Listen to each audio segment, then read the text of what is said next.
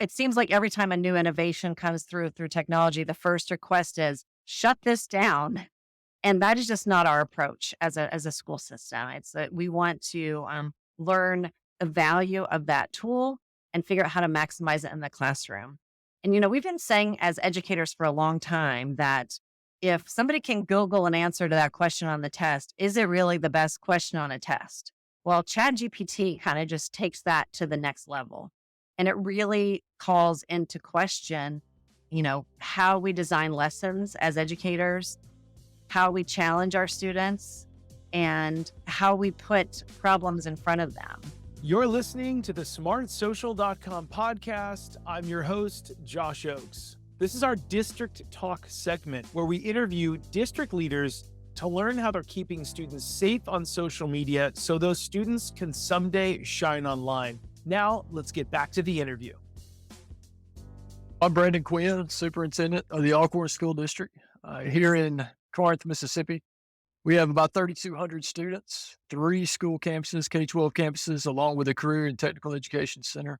Hello, my name is Tom Burton, proud superintendent of Princeton City Schools, which is located just outside of Cincinnati, just north, right on I-75. And we love the fact that 6,000 students each day enter our doors, ready to learn with a staff that's caring, compassionate, and know that they can change the world. Hello, my name is Natasha Adams. I am the proud superintendent of West Clermont School District.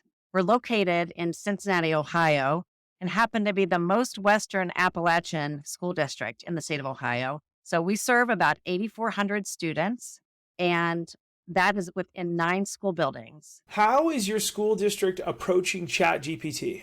So ChatGPT, when I first found out about it, I'm the nerd that jumps on and says, hey, let's try the new stuff. Let's see what's happening. And so first thing I did was log on, get an account, type in, how to develop a curriculum for aspiring principals. And, again, I know that's super nerdy, but that's kind of what I was looking for.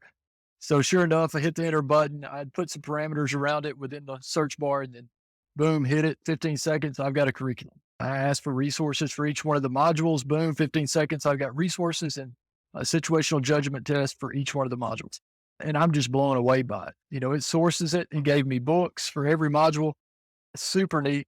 So I continued to use it. I wrote a recommendation letter with it. I had to go back in and edit some things, but ultimately it spit out a beautiful recommendation letter.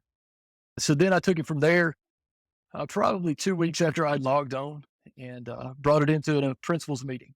And when I put up on the board, I said, guys, here's what I'm looking for. Next year, I want to start a new prospective principals, professional learning community, and I'm looking for some curriculum.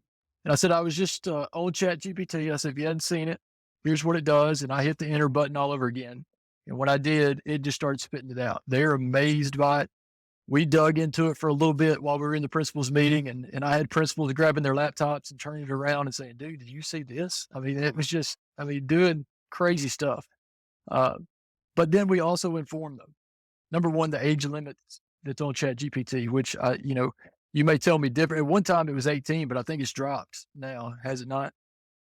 Yeah. So informing them of what the parameters are around ChatGPT, informing them that right now our students don't have access to it, but our staff is going to start asking questions. And there are students who will have access at home to it if they want it. So how are we going to use it? We have talked with English teachers because that's the ones that really started asking questions early. I had an English teacher that came up on Friday, probably the Friday after it was pushed out, and was very concerned. My kids are going to start cheating.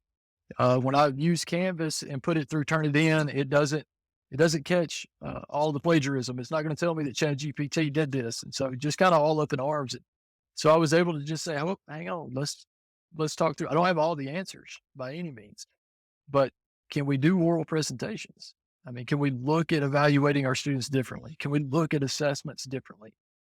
We ask them to build out, presentations, and then just think outside the box. It doesn't always have to be that, 10, 12 page research paper. Think outside the box. How can we do this? And so that same English teacher and I have met 2 other times, and he has done some assessments differently.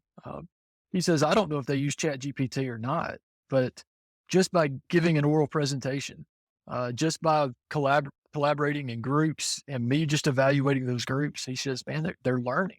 And he said, if they use ChatGPT, then at least they're researching. And I said, exactly. So, it doesn't have to be a bad tool by any means. It is a great resource. We got to guide our students, and we've got to educate our staff and think outside the box. Like I said, there's probably better ways to do it, but that was the quick answer then, and it seems to be working now.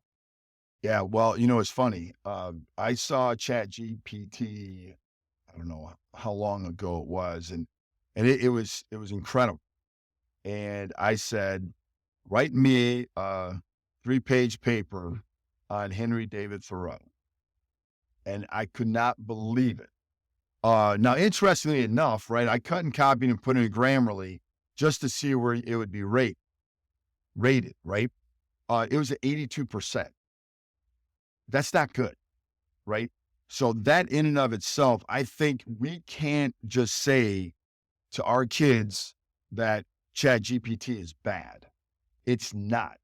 It actually, for some of our kids that struggle with the writing process, what a great way of being able to teach kids how to use current technology. So your thesis statement is really important, right? Let's just call that the search engine. So if I'm going to write something on Henry David Thoreau, maybe it's a way I could talk about the fact that he was a pupil of Ralph Waldo Emerson. So maybe it's write an article contrasting Ralph Waldo Emerson and Henry David Thoreau. I think that gives a more rich paper. And then, when we kind of extrapolate out, this tool is like a telephone that was in the classroom 10 years ago. Everybody panicked. And I'm not saying that some of what people are saying isn't justifiable, but the reality is people used to worry about phones and they'd say, oh my goodness, kids are going to cheat. Well, I hate to admit this right now in front of all these people listening. In 7th grade, Mr. Willard busted me with a cheat sheet in my English class. It's not about the fact that the phone, it's not about ChatGPT, it's how we engage our kids, what the relationships we have. So kids aren't going to cut corners. They could use ChatGPT in a lot of positive ways.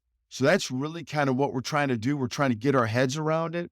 So myself and many of our administrative cabinet are actually enrolled in a course through ISTE, learning about AI.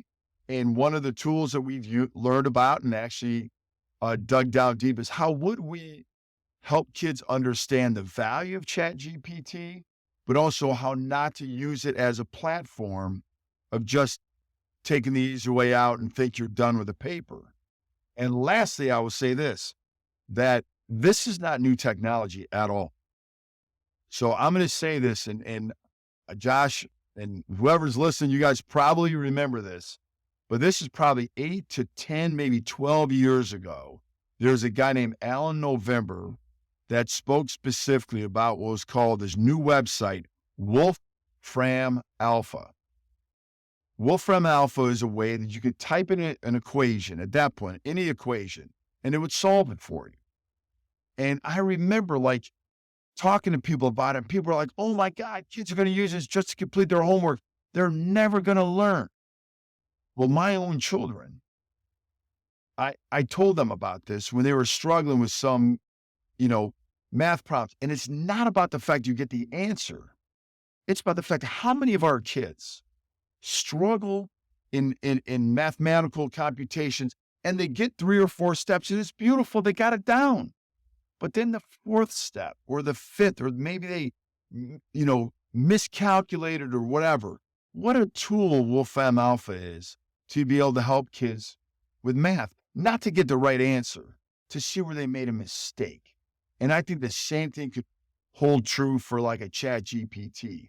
The same thing can hold true with some of the visual AI aptitudes that are out there, which is amazing. So kids that don't know how to draw, there's ways that we can use AI for positive. We can't be afraid of every single new thing that comes down the pike. We can't do that. Well, right now, our school district is just trying to wrap our brains around it. I know kind of starting in October of last year is when you started seeing it in the headlines in a more massive way. I had kind of heard of it before, but not at the scale that we started hearing about it in October. And so what we've been doing is, it seems like every time a new innovation comes through technology, the first request is shut this down. And that is just not our approach as a school system. It's that we want to learn the value of that tool and figure out how to maximize it in the classroom. And we've been saying as educators for a long time that if somebody can Google an answer to that question on the test, is it really the best question on a test? Well, ChatGPT kind of just takes that to the next level. And it really calls into question, how we design lessons as educators, how we challenge our students, and how we put problems in front of them. And so, what I'm really hoping with ChatGPT is that it is an accelerator, a way to elevate students that maybe have disabilities, could be able to access tools and resources to really elevate their voice because they can tell stories in ways that they just weren't able to capture before. I'm hoping that it's ways for us to be able to develop products and ideas that just weren't even possible in our mind because we couldn't get the data in the amount of time. Sometimes with student projects, there's a time span. The school year ends or whatever, and so you're always having to fit things into a set of time.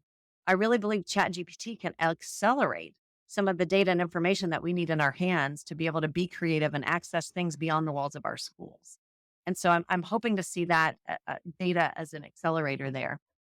As a school system, I'm bringing this topic up at our town halls so that our community is very aware of the advancements of ChatGPT. I just think from October to where we are today is mind blowing, and being able to wrap our brains around that is something that we can't be so far ahead of our community that we look back and they're not behind us. We've got to make sure that we're kind of staying lockstep with them and they're seeing the advantage of that, and it's not looked at as a tool that is just like a cheating tool or a way to circumvent learning, that it enhances learning. And I think that's one of the biggest vulnerabilities early on. And so I think, this summer we'll be diving into it through different conferences that we're going to and different opportunities we're going to be offering our staff. And it's going to be an ongoing conversation in our school system. Excellent answer. So agree with you. Are there any positive use cases that you've heard from students around ChatGPT? Yeah, not from students, but I can tell you from staff, I've received some great feedback. I've got some teachers that are going through either a master's program, a national boards program, or some sort. They've got to do a lot of writing. A lot of times, just like the rest of us, you're in the middle of the day and you're trying to grind everything out, and then at 5 o'clock you sit down, you want to start that master's program, and you're just locked up. Your brain's just locked up. You can't figure out what to write about. They're able to just go in and get ideas with ChatGPT. And we told our administrators and we tell our staff, ChatGPT is not perfect by any means. It's not even up to date. It only goes up to a certain date. It doesn't have a lot of the current information. And so just use it for brainstorming and for ideas. So I've had several teachers give me feedback that they've used it for that. It's been great. I've had some directors within our school district who have typed in grant writing research. And so they've done a lot of grant writings with ChatGPT's help. There are kids that are uber involved with so many different aspects of school and life. So they're taking international baccalaureate classes, AP, CCP, they're playing out 3 sports, they're doing all this stuff. And they're like, oh my goodness, I want to start, I need some information, I want to do whatever. And they could put in ChatGPT and it will provide a framework, not the answers, but a framework where they can start. It's a good starter because guess what? You know what kids are doing right now? If there wasn't ChatGPT, they'd be Googling. And so if I didn't know ChatGPT and I went ChatGPT right here, guess what? There it is right there. And all the information is right there. If I wanted to cut and paste or copy and paste, I could do that. It's already there. We have to help kids understand that And so we have kids now, if they need like starters, we have kids that have special needs that really struggle in some of the writing process. It shows kids something to start with. It shows them not a final product, because as I demonstrated, some of the writing is not real solid, right? ChatGPT is not perfect. Again, you put that in a Grammarly, and I challenge you to do this. Any topic, take that cut and copy, put it in Grammarly, and I'd be surprised if you were anywhere close to 90, right? It's not going to be that way. At least I've done it like 10 times. It's never been more than 82.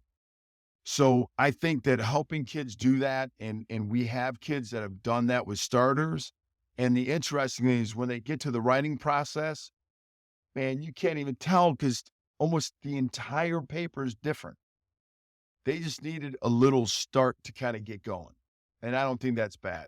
A little prompt, if you will. The most I've seen people dabble in right at this very moment is really just about enhancing pieces of writing. And also I've heard of teachers being able to help kind of show that the idea of like analyzing what's real, what's not, and being able to show like different text analysis. That's really the level that I've seen so far. I haven't seen much beyond that, but I keep listening to, and I can't recall any right this second, but I keep listening to podcasts where this is a topic, and I'm just seeing more and more robust ideas that continue to bubble up. And so I'm trying to be, as the lead learner of the district, just positioning myself as someone who is using ChatGPT in the work that I'm doing to learn how to enhance my work, and to dabble, because I feel like it can't be something that I talk about and yet don't experience myself. And so right now it is me using those tools when I blog sometimes, or when I'm communicating things in my West Summit Roadmap reports or whatever, just to enhance the writing. And I know that's just skimming the surface, but it's like an entry point. And then I'm spending a lot of times listening to podcasts just to kind of consume and gather all the information that I can, because ultimately this could be a threat to our profession if not handled very carefully. And so we want to make sure that we are on the cutting edge and staying on top of these things, so that we can make sure our students have the best learning experience possible, that we keep them safe, and that we keep them knowing the difference between correct information and, fake information. Excellent. Great answer. My last question for you about GPT and AI. Is your school district changing any of your techniques for grading students and the types of assignments being used in the classroom? Yeah, so within our classrooms now, and a lot of this will change as a whole next school year, but a lot of our assignments now that ChatGPT is kind of on the scene is shifting. So you see our teachers doing a lot more group work and evaluating that group work within the classroom. You see a lot more teachers they may video, and they may do a video presentation. And could they be using something over to the side? I've had teachers ask that question. Yeah, they could be, but are they learning? Because if they're spitting that information back out to you, then they've researched it, they've learned it, they're regurgitating it. It's there, and that's more than just plain old plagiarism. So let's let them think outside the box. Again, we've got kids that jump on YouTube and they learn a whole lot of stuff on YouTube. Yeah, fascinating now, because when this first came out, people were like, oh my goodness, there's no way we're going to be able to distinguish someone's writing from ChatGPT. Well, here's the thing. There's a lot of different ways. Real quick, for everybody here, English teachers, if you're worried about that, have kids do a bunch of writing in a journal. We can actually scan it, put it directly into a document, and that is their writing style, right?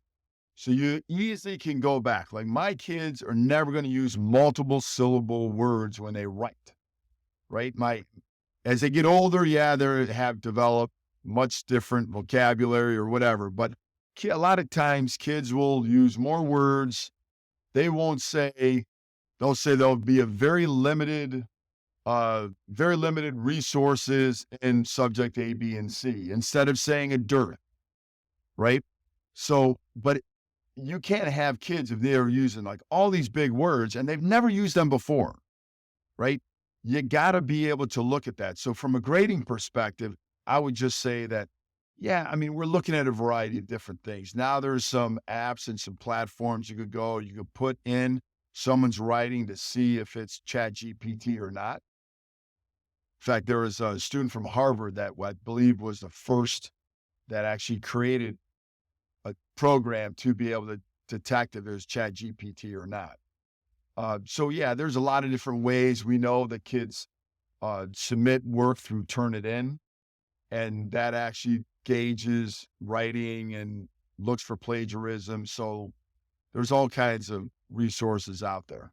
I know at the high school specifically, they've had a committee on this for, I think some this year, and I know they worked on it some last year, but just really starting to question that. And I think ChatGPT, it's one of those disruptors that really puts those kinds of questions like front and center.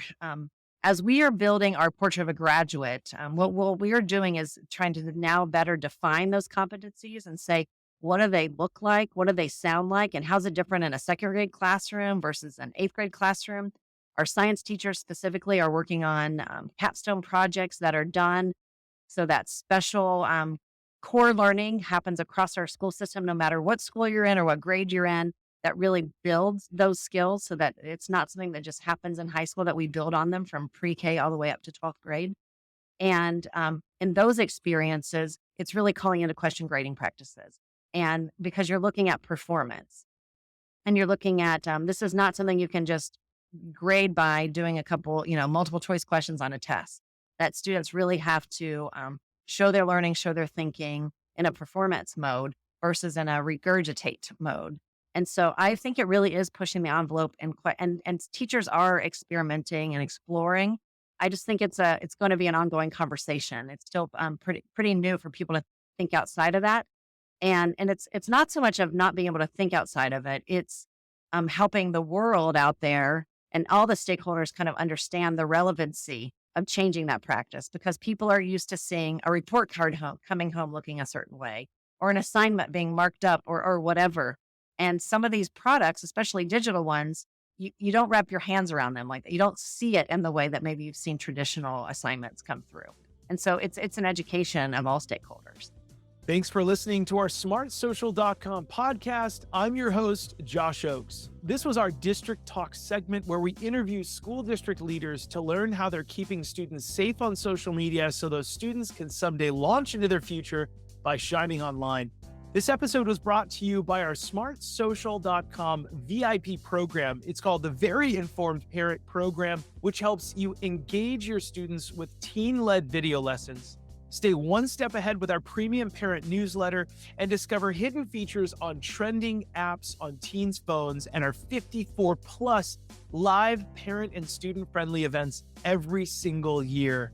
You can click on the link below to chat with one of our team members if you want a free pass to our VIP program to support your community with our smartsocial.com resources. And if you're a district leader who has a success story, we would love to feature you on a future episode. You can click the links below to reach out. Thanks so much for listening, and we look forward to seeing you on the next episode. Have a great day.